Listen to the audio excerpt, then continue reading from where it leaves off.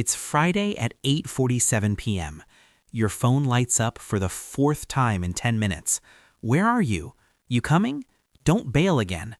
You're sitting on your bed in sweatpants, the lamp casting that soft yellow circle of light on the wall. You've already showered. You've already made tea. There's a show queued up. And instead of feeling like you're missing out, you feel something else. Relief. The weekend is supposed to be the reward, the big exhale, the loud, glittery proof that you're alive. But if you're honest, your favorite moments of the week might be Tuesday at 9:30 p.m., or Wednesday right after dinner, or that quiet Thursday night when everything is done and no one expects anything from you. And there is a quieter psychological reason why this happens. Once you understand it, the way you see your boring preferences might completely change. Because this isn't about being antisocial, or old, or secretly depressed. It's about how your brain experiences pressure, predictability, and identity. Back in the late 1990s, researchers studying stress and recovery cycles found something fascinating. It's not just how much we work that exhausts us, it's the lack of psychological control. When your time feels externally directed by bosses, social expectations, or even cultural narratives, your nervous system stays slightly on guard. And weekends, ironically, often come with more social pressure than weeknights. Let me show you what might actually be happening inside you. First, there's the predictability effect. Weeknights are structured. You know the script. Work ends, you eat, you unwind, maybe you read, maybe you scroll, maybe you call one person you actually like. The boundaries are clear. Your brain loves that. Your nervous system, especially the amygdala, is constantly scanning for uncertainty. Uncertainty equals potential threat. Even social uncertainty, who will be there, will it be awkward, will I be on enough, activates mild stress responses. Not panic, just a subtle hum in the background. Weekends, culturally, are open-ended. They're supposed to be big, fun, memorable, social. That openness can feel like freedom to some people, but to others, it feels like a blank page you're being judged on. And if you're someone who prefers weeknights, there's a good chance you're sensitive to that open-ended social performance. In the 2010s, psychologists studying social evaluative threat found that situations where we feel observed or implicitly judged spike cortisol more than situations where we're simply busy. A loud Saturday night party? High evaluative pressure. A quiet Wednesday night making pasta alone? Almost none. So when you choose weeknights, you might actually be choosing low-stakes existence, a space where you don't have to perform. That doesn't mean you're socially anxious. It means your brain values psychological safety. Second, there's something subtler, identity coherence. On weeknights, you are consistent. You're the same person at 7 p.m. as you were at 3 p.m. You don't have to flip into weekend mode. You don't have to amplify yourself. You don't have to suddenly become louder, wilder, or more spontaneous than you naturally are. Weekends often carry an unspoken script. You should be out, you should be maximizing, you should be living. If your temperament leans reflective, internally motivated, or routine-oriented, that script can feel like wearing someone else's jacket. It technically fits, but it's not yours. Personality research, including work inspired by Hans Eysenck and later expanded in the Big Five model, consistently shows that introversion isn't about hating people, it's about stimulation thresholds.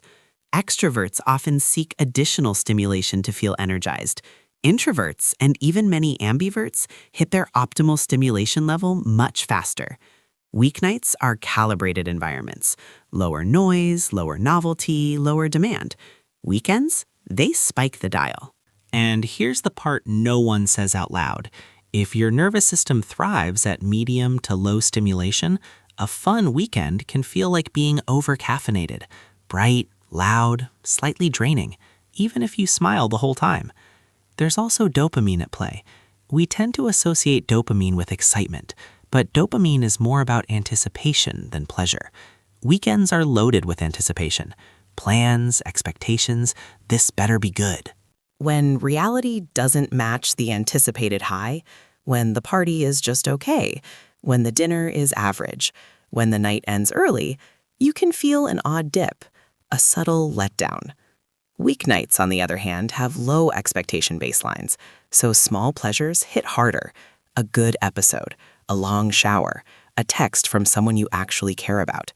Your brain registers these as wins because they exceed expectation.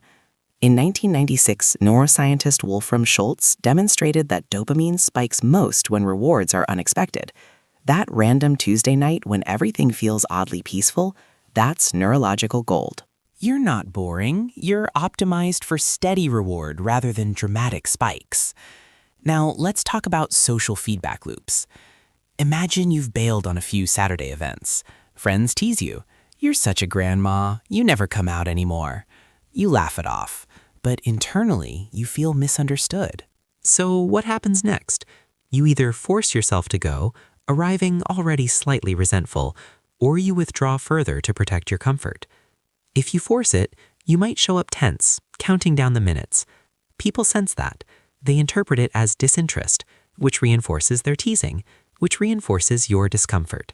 Behavior leads to reaction. Reaction leads to more of the same behavior. But on weeknights, when you invite one person over for tea or have a low-key dinner, you're relaxed, present, more yourself. The interaction goes well. You feel seen. That positive feedback loop strengthens your preference for smaller, quieter moments. Over time, your identity quietly shifts. I'm just not a weekend person. But underneath that label is something deeper. You might be someone who values depth over spectacle, regulation over chaos, meaning over momentum. Let's bring in another image. It's Sunday evening now. The weekend is technically over. The world is quieter. The sky has that dim bluish tone. You're reorganizing your bag for Monday, maybe lighting a candle, and instead of dread, you feel grounded. There's a reason for that. Structure reduces cognitive load. When your week starts, the script returns. Decisions shrink. You don't have to constantly choose what fun looks like. You just move. Decision fatigue is real. Studies out of places like Stanford have shown that the more choices we make, even trivial ones, the more our self-control and mood degrade over time. Weekends are choice-heavy. Where to go, who to see, what's worth it. Weeknights are simple. And simplicity, for some nervous systems, is not deprivation, it's nourishment. Now, let's be honest about the cost. If you overcorrect, you can shrink your world too much. You can miss spontaneous connections. You can unintentionally signal disinterest to people who want to include you. You can get so comfortable in predictability that novelty starts to feel threatening instead of enriching. That's the shadow side. But there's also a hidden advantage. People who genuinely prefer weeknights often have strong self-containment. They don't rely heavily on external stimulation to regulate their mood. They can generate calm internally. That is an incredibly adaptive trait. In long-term relationships, this often shows up as steadiness. In careers, it shows up as consistency. In friendships, it shows up as reliability. When you do show up, you mean it. You are not chasing every spike. You are building a rhythm.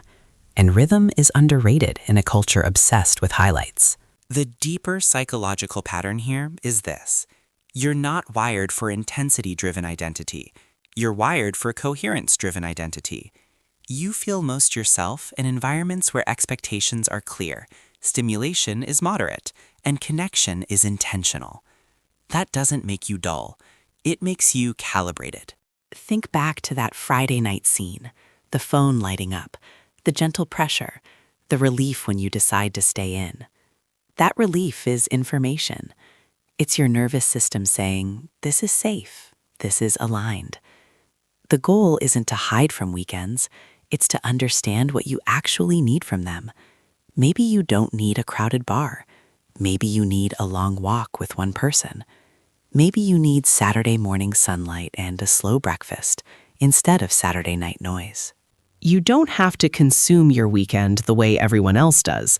You just have to design it in a way your brain can digest. And here's the sentence that might feel uncomfortably accurate. You prefer weeknights over weekends because you feel most alive when life is steady, not spectacular. That's not a flaw. That's a nervous system that knows its tempo. So the next time someone jokes that you're boring, remember this. There's a difference between low stimulation and low depth, and you've likely chosen depth. If this resonated with you and you're starting to see your own wiring a little more clearly, I think you'd really appreciate exploring the flip side, why some people feel restless in calm environments and constantly seek high stimulation. That pattern reveals just as much about identity, dopamine, and self-worth. Watch that next, not to change yourself, but to understand the spectrum you sit on. Because once you understand your tempo, you stop apologizing for it.